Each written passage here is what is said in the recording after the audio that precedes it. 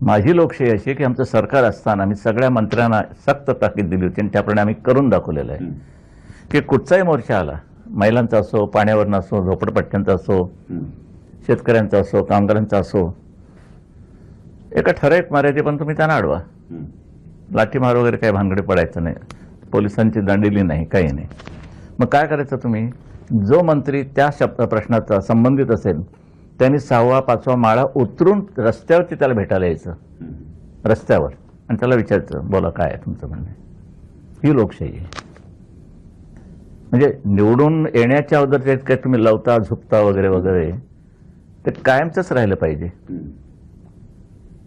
नाही तर निवडून आलं तर तुम्ही कोण आम्ही कोण, आता मला वेळ नाही, पियला भेटा, पियकडे द्या, त्याने कागद दिला, ते हे पियला सांग, हे जरा बघा, मग तू कशाला बसला इकडे, तोच बघेल.